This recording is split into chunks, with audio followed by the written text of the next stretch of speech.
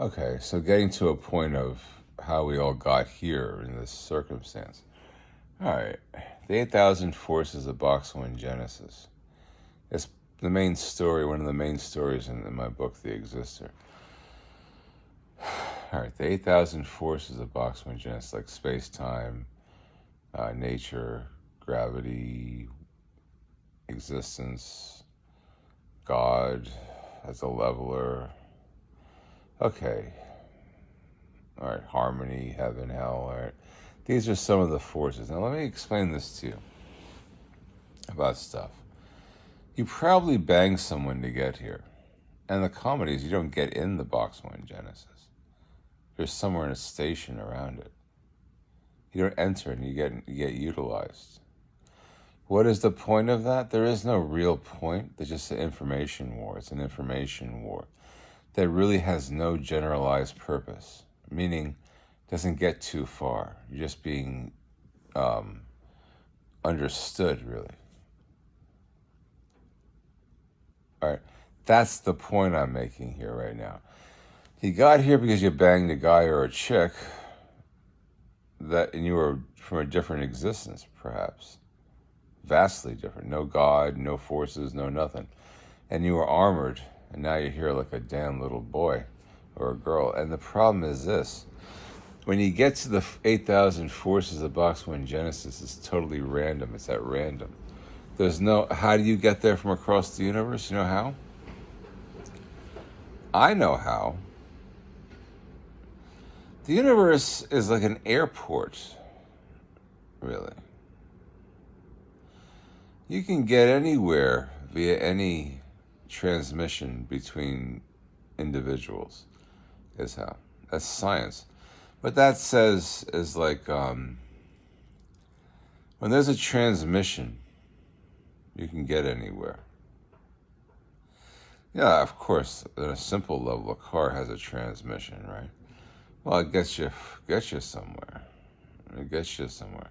The problem is what's the rest of the vehicle, right? The car. The transmission alone won't get you anywhere.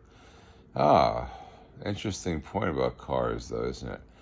Well, you know, we might be in vehicles somehow, vehicles of space-time. I'll tell you this little story, this little vignette of space. Space doesn't need any space, but space gets too lonely. Space itself gets too lonely, so it creates an aspect of space. It could be about that. That's what the universe is, aspects of space, billions of types of space. It's not that complicated. Space itself can't be alone is why it does. That's why it's called the universe. That's comedic little vignette. Let me tell you this, though. Like the complicated thing about bullshit, like real bullshit.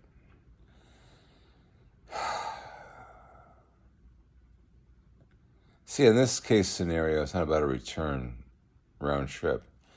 Because it's not even like valid.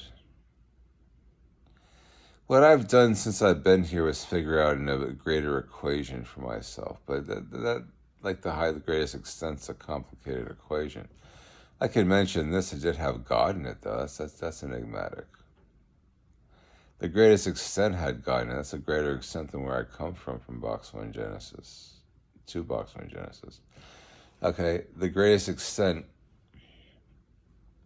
had God, Kali, Ra, had them. That's the most massive power. It could be a vehicle that gets you places that you're not aware that you're in, like a vessel. People could be part of a vessel, each individual in a vessel. That's the vehicle that gets you anywhere. The comedy is this. If you can believe how complex the information wars are, and they usually don't get anywhere. Another bit of comedy I can add to this is like it's like a dream reality too. A dream reality dream, if you want to call it that. Or a dream reality nightmare dream, reality dream. It just keeps on adding up, quantifying. The only person, the only power that can quantify the whole thing really, truly is God.